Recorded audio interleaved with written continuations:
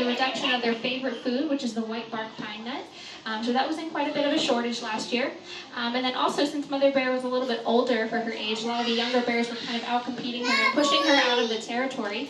So what ended up happening was that she ended up making her way down into some human areas and getting into people's trash and things like that. So she basically labeled herself a nuisance bear. And what that meant was that all the wildlife rangers up there had to actually trap all 3 of the bears so they could relocate them elsewhere, just for the safety of the bears and the humans. So while they did that, they did some basic examinations on the bears. They actually found out that Mother Bear was actually starving to death. She was very, very sick. And at that time, winter was coming. With 2 young bears, these guys would normally stay with their mom for about 2 years before they would go up on their own. And at that point, they were only around 6 months old. So quite young, they had not learned enough skills to be able to survive the winter. So they had to unfortunately euthanize the mother because of that. There was actually the 24th bear in 2015 in Yellowstone that had to be euthanized because of those issues, so it was quite of a big deal last year. So then, of course, these 2 girls were left, and we wanted to kind of find another place for them to live. So they actually put the word out to some zoos to see if anyone could take these girls in. There's actually a zoo in South Dakota that did agree to take the girls in full-time. And their exhibit is actually currently under construction, so they did need a place to go temporarily in the meantime, and that's where we came in. So they are just going to be here temporarily for us. Of course, Florida is not the most ideal climate for grizzly bears, but we wanted to give them a second chance in life, and we were the only other facility at the time that had enough space, so of course we were willing to do so. So they will just be here temporarily.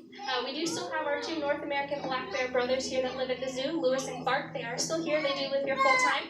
They're actually behind the scenes right now in the big brown rock structure you see in the back of the exhibit. That's actually their night house. That's a building that they're sleeping in there right now. They'll actually come back out on exhibit around 4 o'clock today. The children sitting in the back girls can't go see. inside, and then the grizzly girls will come back out on exhibit around 11 o'clock tomorrow morning. So it will always rotate both bear species. And I know that you on understand what exhibit. I'm They don't telling ever interact with each other. So what you might notice too, the 2 keepers up front are actually doing a training session. We do this with a lot of our animals here, so we use positive reinforcement training. So basically what this is, they're going to ask the bear's behavior that they know. If they do the behavior correctly, they're going to get rewarded. If they do it incorrectly, we're just going to ignore it. We're going to move on to something else until they do the next thing correctly. And that's how we kind of do our training for the basics of it. So this stuff is really cool. It's really important for our animals. So we can ask them a bunch of different things, like showing their claws, standing up, opening their mouth, a bunch of things like that. It helps us get good visual inspections on the animals, make sure there's no cuts or scratches, that their teeth and their claws look okay. So there's a lot of things that we do for their health reasons. We can also ask them to step voluntarily onto a scale so we can get a weight on them every month. We can ask them to present part of their body so they can get their vaccinations voluntarily. So there's a lot of things like that that we can actually do to help these guys in their mental health, and it's all voluntarily, of course. So you'll notice that each bear has a color assigned to them. So the one in front of you with the red, that is going to be Juno. And then the one in the back with the blue, that's going to be her sister, Sitka. So they each have their own color assigned to them. They're never going to go to a sister station. They're only going to get fed at their own station. So that's how we kind of work with them individually and keep them separated. That way we can reduce any of that sisterly food aggression that they do have sometimes. So we can work with each bear individually like that. So a little bit about grizzlies in the wild. These guys are actually found in the northwestern part of the United States as well as parts of Canada and Alaska. The bears that you're going to find in the more coastal region, they're going to be about 1,200 pounds when they're full grown. They have a very protein-based diet, so a lot of fish and things like that. And then when you get a little bit more inland, such as these 2 girls right here, they're going to have a diet that's more based on things like vegetation, insects, nuts and seeds, fruit, and the occasional elk or moose. So we're going to be about 800 pounds when they're full grown, so still quite large. When these girls came to us in November of last year, they were about 50 pounds, and right now they're about 150 pounds. So they have gained quite a bit, but since they are constantly growing bears, they do eat quite a bit of food as well. So right now they're actually getting fed some fruits and vegetables that they get every single day, and they'll also get some mixed greens as well. They also get some red meat every single day, and then other rotating protein items that we give them, different types and sizes of fish, as well as insects, some nuts and seeds, hard-boiled eggs and bones, so they get a whole bunch of different protein items as well. It's just to kind of help to mimic that diet they have in the wild, and it's such a variety of different items that they eat. So one thing that's actually really cool about the grizzly bears is like I mentioned, the things that they eat contain a lot of seeds and things like that. So when they're out there in the wild, they're actually dispersing those seeds through their feces as well as sticking them to their fur. So as they travel along out there, those seeds will actually drop. And then the claws on the grizzly bears, you can see they're actually quite large. They'll actually use those claws, they'll dig up the soil and actually aerate it, turn it over, and bury the seeds. So it does help to create a whole bunch of plant diversity out there in the grizzly bear environment. Of course, we don't have grizzly bears here in Florida, but we do have the North American black bear, and they do face a lot of issues out there in the wild, similar to the grizzly bear. And of course, we can do a bunch of different things here in the state of Florida to help our local black bears. So one of them is that if you do live in bear country here in Florida, one of the biggest issues, of course, is the bear and human conflict. And one of the things, just like Mama Grizzly Bear, they do like our trash, and they will do anything they can to get into our trash if they're in the area. So one thing we can do to prevent that is actually investing in what is called a bear-proof trash can. So basically, it's like a regular trash can, but it has a locking mechanism that the bears cannot open. So this will actually help to deter the bears away from your trash, and hopefully they can just move along and mind their own business. And they won't actually be in our area, and they won't come back. Of course, if you're not interested in purchasing a bear-proof trash can, you can always put your trash out the morning of trash day instead of having it out overnight. That way, hopefully, it won't attract in the local bears as well. One other cool thing that the state of Florida offers is actually our license plate program. Way back here, I actually have a poster that has some different types of license plates that the state of Florida offers. One of them is actually the bear license plate, and this actually helps to benefit the Florida Fish and Wildlife. It does cost a little bit more money than a normal license plate, but that extra money you spend on the license plate will actually go to help bear research and conservation efforts. So it does look really cool in your car as well. So if you're ever interested in purchasing one, if you're not from the state of Florida, you could always see what your state offers to see if there's any cool wildlife license plates out there that you would like to help support. And the last thing is actually a project that we support here at the zoo. This is the Florida Wildlife Corridor Project. It's actually a map of Florida right here that kind of describes the whole corridor. So basically this red line going north and south across the state is actually the corridor. What this is doing was created by a guy named Carlton Worth, and he was trying to show how difficult it was for our native Florida wildlife to travel across our state in a safe way. So he's basically showing that there is still enough open areas of land and water out there that can be connected and creating an actual corridor. So this creates things like underpasses and overpasses along roadways. Of course, car collisions is one of the biggest causes of death for Florida panthers and black bears here in Florida. So this kind of helps them travel across the state in a safe way, connecting those open areas of land and water. It's a project we support here at the zoo. You guys, thank you for purchasing it. You have supported that as well. If you guys have any other additional questions about any of our bear species, my name is Kelly. And whenever the trainers are done up front, you can ask them anything as well. Look at this one We do have coming. some other animal talks happening today. So our next one at 1 o'clock is going to be our wild thing show. And then at 1:30, we're going to have a owl monkey talk. So if you'd like to learn a little bit more about our animals here at the zoo, feel free to come to be a booth. Thank you guys very much for coming out for our bear tour. I appreciate it. Hope you enjoy the rest of your day.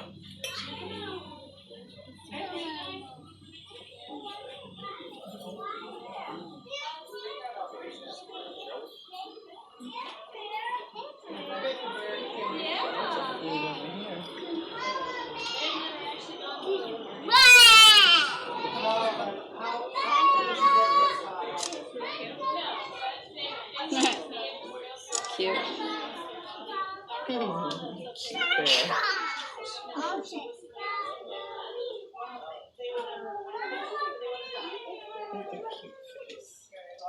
Missed one.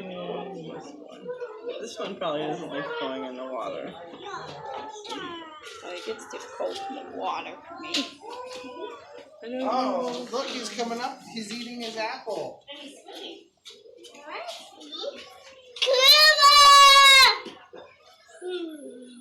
Wow! Go underwater! Go up water! I go underwater. Here's your apple! Look, I see a oh no, he's gonna sink! No, he's sinking! If he heads so long, he will sink, right? He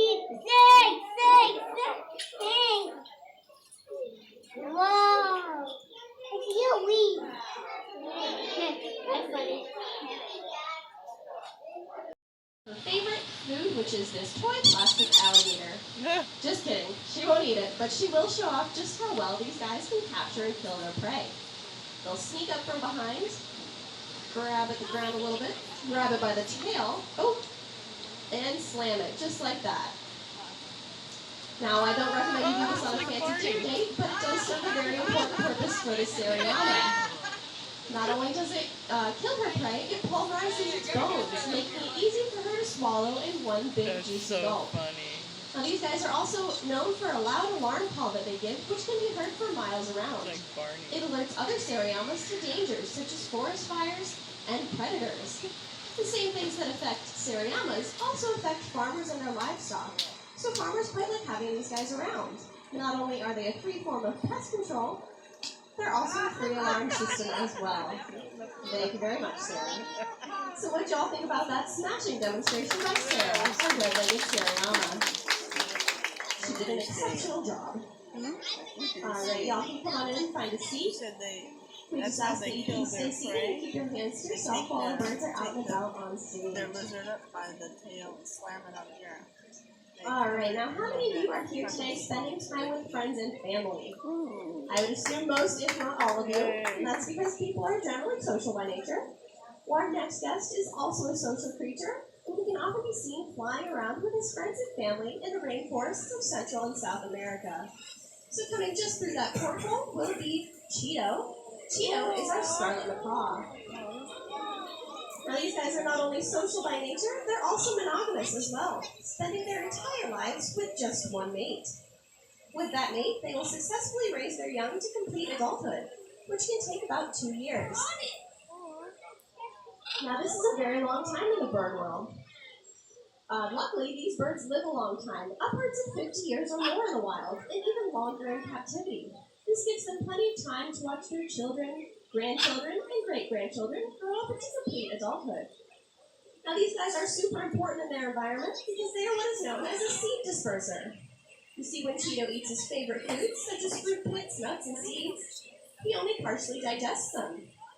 20 minutes later, they come out the other end, completely intact, with a nice little packet of fertilizer. I know this might sound super gross to you guys, but it's very important to that environment. That's because Cheeto's acting like a farmer, spreading those seeds far away from their mother tree to ensure rainforest growth for future macaw generations. Now, unfortunately, that rainforest is being cut down at an alarming rate, mostly to make room for crops such as coffee and cocoa beans. Do I have any coffee or chocolate lovers out there today? I'm definitely one as well. Well, one way we can help out these birds in their natural environment is to stop eating chocolate and drinking coffee altogether. No. Just kidding. I would never suggest such a terrible idea, but we can make more eco-friendly decisions when buying these products at the store. Look for shade-grown product labels, such as Rainforest Alliance certification.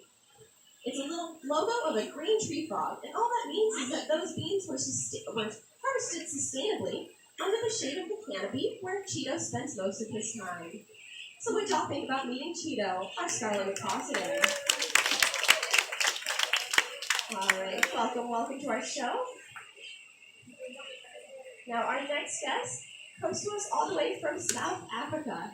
She is what we call the diva of our show because she likes to show off just how well birds can work the catwalk. So coming up close and personal will be Darla. Darla is our southern ground hornbill. Ooh, there we go. She can figure out where she's going. Got a little distracted back there. Give her just a second. And we're back on track. So here's Darla, our southern ground hornbill. Now Darla has several identifying features, the first of which is that funny little bump on the top of her nose. That's called a cast, and scientists don't exactly know what it's for, but one thing is for certain, it is unique to each and every individual hornbill, just like our fingerprints. Now another identifying feature on Darla are those beautiful long eyelashes. Has anybody spotted those yet? Any ladies in the audience a little jealous? I know I sure am. Well, those lashes are actually made out of fine feathers that protect her eyes from dust and dirt particles that she picks up while looking for her favorite foods, such as lizards, snakes, and children's toes. Just kidding, she's not eating any children. Oh, you can sit down for me, sir? Thank you very much. Now, she won't be eating any children today, but don't be fooled by her sweet demeanor. These birds can be fierce out in the wild. They have been seen attacking lions that get too close to their young, and even attacking their own reflection in car doors and windows. While this might sound silly to attack your own reflection, it's actually a very serious problem.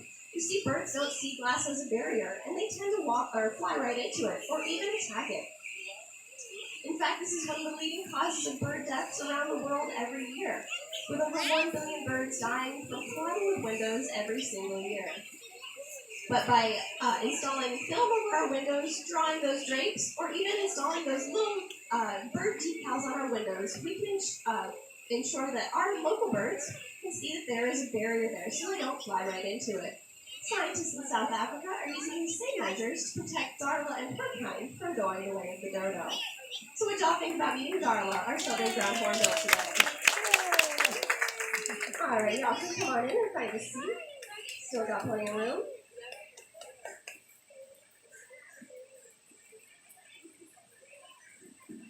We just ask that you please stay seated while our birds are out and about on stage.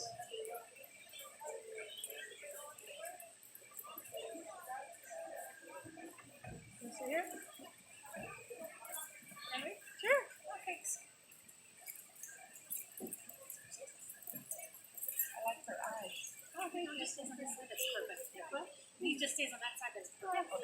Alright, thank you, Laura. Alright, we'll let everyone come on in, get a little situated. What are we meeting?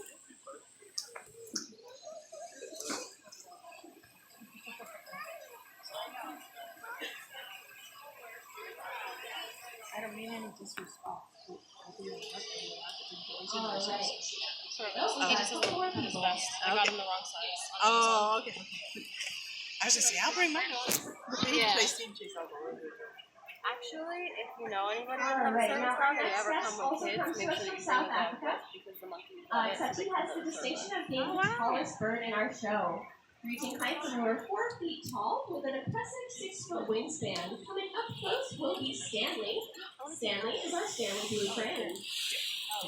Now he'll be coming up close and personal just to that stump to show off just how big and beautiful those wings really are. Lovely, Stanley. Now, if you were impressed by that, you would make for an excellent female crane. That's because these guys use those big, beautiful wings in an elaborate courtship dance to woo their females. They will also go so far as to throw sticks, twigs, and feathers up into the air to impress their mates. Now, these guys are native to the wetlands of South Africa, so we don't have them here in Florida, but we do have 2 of our very own crane species that live right here in our state. The whooping crane and the sandhill crane. Has anybody ever heard of those guys? Or even seen them out in the wild? They're pretty spectacular. But you know they're also endangered in parts of their range. And that's because people are draining their wetlands to use for watering crops and even for our own food consumption. A couple ways we can help out these guys that are very easy are by taking shorter showers, washing fuller loads of laundry, and even watering our lawns at night are all very easy ways in which we can help those cranes in their natural environment and keep that water in the wetlands. So what do y'all think about meeting Stanley, our Stanley Blue Crane today? Now our next guest is a bird of prey or raptor native to the deserts of the American Southwest. Most birds of prey are solitary, with the exception of the Harris hawk. But before we bring her out, y'all can come on in. She will be our last bird today.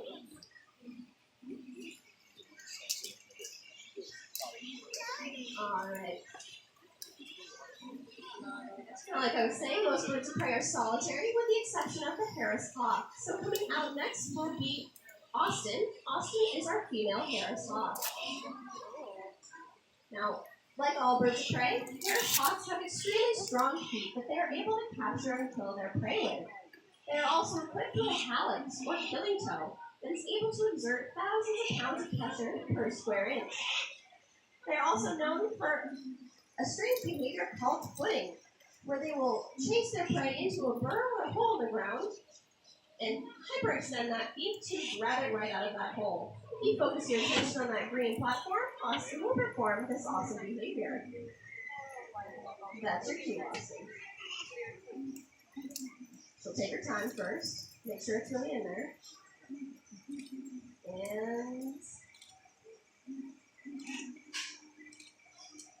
there we go. Did anyone miss it? Clearly, it's a very fast and effective way for these birds to capture and kill their prey.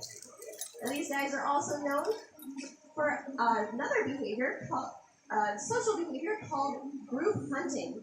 where one bird will flush prey out of their hiding spots for the other birds to capture and kill.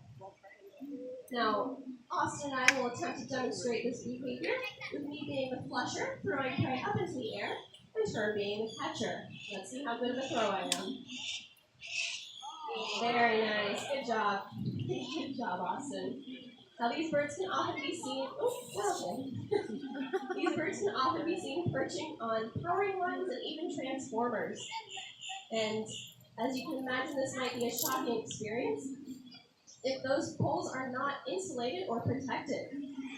Unfortunately, electrocution at these sites has resulted in the deaths of thousands of birds each year, with over a thousand birds dying from electrocution every single year. There's one thing that we can do by protecting those, by supporting companies that use insulated or underground wiring for our power. So what did y'all think about meeting Austin, our Harris Hawk today? We'll get one more flight out of it. There we go. Thank you very much, Austin.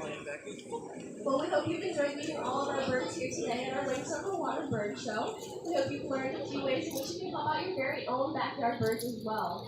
We do have one more guest to show you. She'll be at the entrance of our stage. Her name is Cheryl. She is our fish crow, and she is very eager to show off just how smart a bird brain truly is. Thanks all for coming out. We'll see you next time. Good on you. We ask you just please hide it behind your back or your purse before you're ready. Also, can you give me a big step back real quick? Hey, bird. Thank you so much. All right, so coming out next is Cheryl.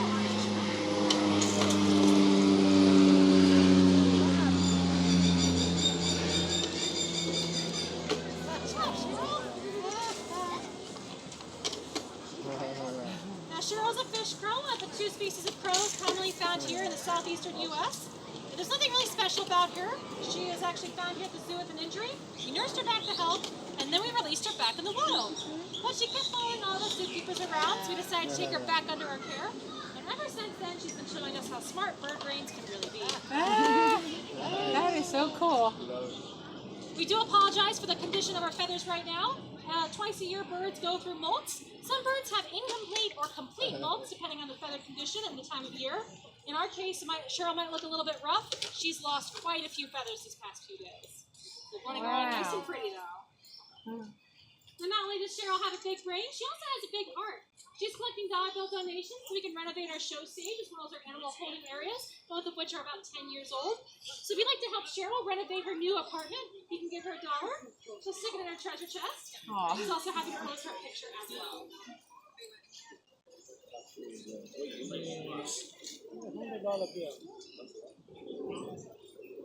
Thank you, Cheryl. She doesn't fly too well, so you gotta hand it right to her.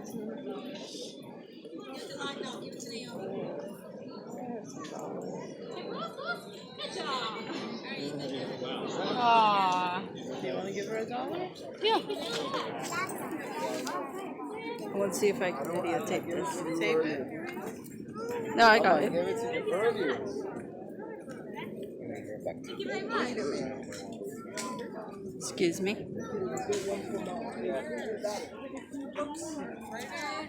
Thank you so much. You're welcome. I know. Thank you. You got it. You went too fast. Can I give her another $1? It's your See, turn. that's how you get. Aw, thanks. He'll buy a tree house for himself. For herself. Take a picture of me. Cheryl has been at the zoo for 10 years, Make but sure you we don't touch know it. how old she was when she got here. So she could be 11 or she could be 21. We have no clue. Wait. Yes, she is. Oh, Lynn! Good girl! Like, I don't want your $1. She does recognize dollars because we taught her Your like turn. that. If you give her foreign currency, depending on the type, she will take it. But she doesn't take coins. She has a habit of eating them. Because some birds, they do have stones in their gizzards. So they actually go and eat. I need to get a little bit closer. She's lost quite a few feathers, so that'll work. Thank you. That's another one million. Good girl. You're right, that's the fish crow noise. Here, Mom. Thank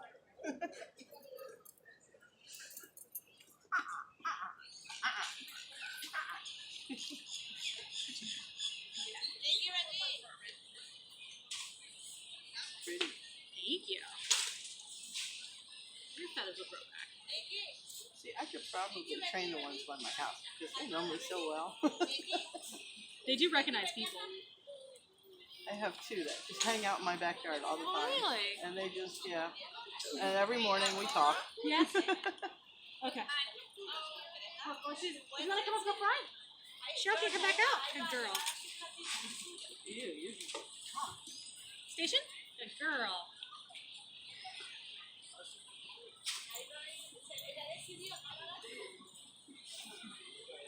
Hang on a couple seconds. It's like when I go back home in my travel trailer, I get lots of food.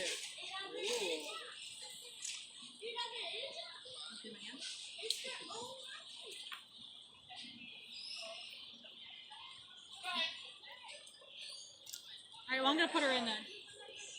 Getting anxious. It's so funny how, like, I never knew they could get that attached to people. Yeah, these guys Almost better than, like, you know, because parakeets and we've had so many, like, ice in the children's museum and people used to dump their unwanted animals on me all the time.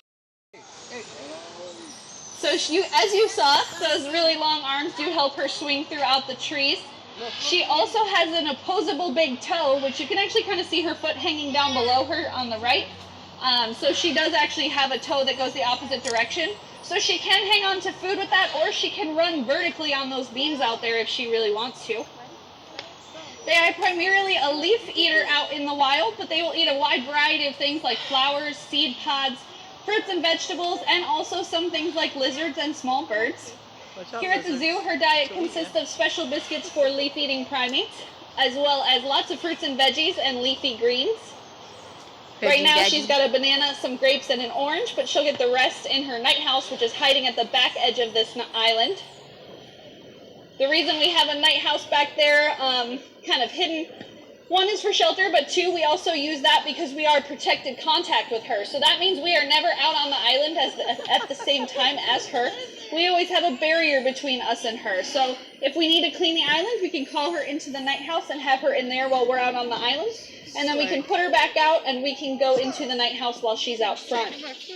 So they are very, very strong. Even though she only weighs about 30 to 35 pounds, she's almost a completely muscle. So that is why we are protected contact with her, because she's very strong and very intelligent. So she is considered dangerous. Hi, sweetie. We do have a training program with her, though. We can call her into that night house to get a little bit closer to her. And she is trained to do things like put her shoulder on the mesh and allow us to give her an injection through that mesh into her shoulder. So that allows things to be a lot less stressful. We can put her under anesthesia or give her injectable medications voluntarily that way. And that way she's not startled because she knows what's coming. It's a behavior she's used to. Since these guys are extremely intelligent, that's why you'll see several different types of toys out there on the island. We actually use that for what's called foraging. The way animals look for their food in the wild is to forage, and that's to look around for different fruits and veggies. So since we can't grow fruit and veggie trees out there, because she would probably eat them all before they could grow any bigger, we actually hide things out there, like in those logs and the big thimble-shaped toy. So we will reuse things like the koala browse, and we will also use things like hay as well. And we can fill those toys up with her food in the middle, and then she has to kind of pull all of that stuff out from around her food to get to it. So they are really good at puzzle solving. So is those iguanas. You want your orange? That's what she's waiting for. She loves her orange. Come down a little lower. Good use. Come on. They do have very good hand-eye coordination, and they can catch from here, but she doesn't usually try to catch her orange because she's smart enough to know that that might kind of hurt. So usually she will catch her grapes, though. But today, apparently, grapes are not on the preferred menu. She's letting the iguanas have them all. Big Goose, you want your orange? Come down further. Yeah, she's talking to me a little bit. She's like, you give me the goods first. All right, you ready? Hopefully it doesn't bounce off the island. Okay, there we go. Go get it! She loves those oranges. So that's not cut open at all. That is an entirely whole orange. So you guys will get to see, there she's using that opposable big toe. She likes to hold on to her food so she can be hands-free that way. So you guys will get to see her kind of peel it. She is smart enough to know to figure out to get into that to get to the fruit. Oh, now we're being watched. We have to be shy. So these guys are a female-dominated society, which is a little bit different than a lot of the other animal species that you find. So she is actually in charge of the family when she has a mate and babies. So there's only one right now. She is out there on her own. Her last mate actually passed away. She is part of a breeding program called a Species Survival Plan. So they're in charge of keeping track of all of the ones that we have here in North America and kind of matching them up with each other. So we have contacted them. They are aware, and they're in the process of finding her a new mate. So in the meantime, we've been doing extra training sessions with her, putting extra toys on the island for her to play with and things like that, and she's been doing really well so far. So hopefully in the next year, we'll have another mate out there for her. They are monogamous, so they will mate for life. Yeah, she will swing from stuff like that as well, the bungee. And she likes to lay in the hammock as well. If she doesn't get along with her mate, then we would have to contact that SSP again. And we would, sorry, the radio, lost my train of thought. So we would have to contact that SSP group again and say that this match is not working out. But they would give it probably about a year or two before they would decide, because sometimes they warm up to each other. But that is quite a long process, especially with primates. We have to allow them near each other, but not in the same space so they can get used to each other. So like if you passed our howler monkey exhibit, that's why we have 3 in the front and 1 who's separate in the back. They're still getting used to each other because she's new, and then when they're used to each other, she can move in. So we would have to go through that whole process when he gets here. But these guys are monogamous, so they will mate for life, but she is able to find a new mate since her other mate passed away. They do kind of understand when one passes away. But if both mates are still surviving, they will not go out and find another mate. They have a unique call that's called a duet. They both have a half of it that they sing.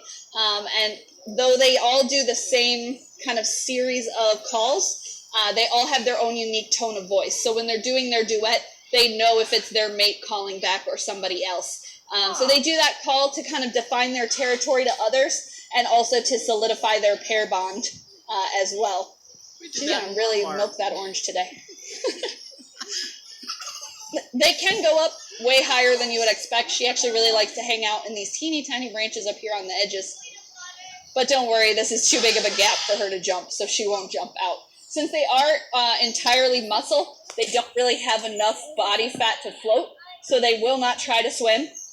If her favorite thing falls in the water, like a banana or an orange, she might reach for it if she can hold on to something else. But if it's something she doesn't really care about, like a carrot, she's just going to let the fish eat it. So they really don't care for water at all. These guys are native to southern Asia, areas like Malaysia and Indonesia. If you were at our Tiger Talk, you heard a little bit about what's going on in those regions that's affecting the forest. It's the same thing that is affecting our tigers. So there's a couple key reasons why these guys are losing the rainforest out there.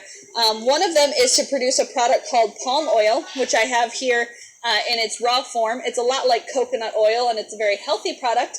But unfortunately, a lot of times companies are cutting down large amounts of, this is a baby food jar, but this is palm oil in it. We recycle around here. So it, a lot of times is cutting down large amounts of rainforest to grow it. Also, as I mentioned, siamangs are dangerous. That's why we never go out with them. So a lot of times they will kill large dangerous animals on their plantations to protect their workers. But there are companies that are working to make sustainable palm oil. This list gives you just a small example of sustainable palm oil companies. This is not all of them by any means, but just to show you how easy it can be to find them. So these companies are trying to make sure that not as much rainforest is getting taken down. They also try to dart and relocate dangerous animals so the animals can still survive, but their workers can stay safe. So an easy way to find these things, besides just trying to memorize it when you're making a grocery list, is to look for the Palm Oil Shopping Guide app. It's a free app for your smartphone, and you can use that to look up, you're welcome, to look up different products. So for example, if you're shopping for ice cream this week, you can search ice cream in that Palm Oil Shopping Guide, and it'll tell you which brands use sustainable palm oil, and you can go ahead and buy those, and which brands do not use sustainable palm oil, so try to avoid those. So that's one way that we can try to make our grocery shopping trip a little more rainforest friendly. Another reason they're cutting down the rainforests in Asia is to mine for a mineral called bauxite, and bauxite is actually what makes our aluminum cans and our aluminum products. To mine for it, you have to cut down the entire rainforest, dig up all the dirt underneath, and now it's going to take hundreds of years to grow back. So recycling our aluminum is an easy way to make sure that we can help cut down on that mining. Aluminum is 100% recyclable, so everything we put in the bin can get reused. It doesn't get wasted. So if we keep reusing the aluminum we already have in circulation, hopefully one day we can stop mining for it altogether. So another great thing that we can keep in mind to try to make sure these guys have a habitat left out in the wild as well. So just a couple key things to keep in mind for Siamese is that sustainable palm oil and recycling. If you guys have any questions about Bagus or any of the other animals you've seen at the zoo, I'll be here to answer them for just a little bit. This was our last talk of the day. If you missed our before lunch talks, stop by and see us again. We do have a lot of keeper chats before lunch as well, and we hope you guys enjoy the rest of your day here at the zoo.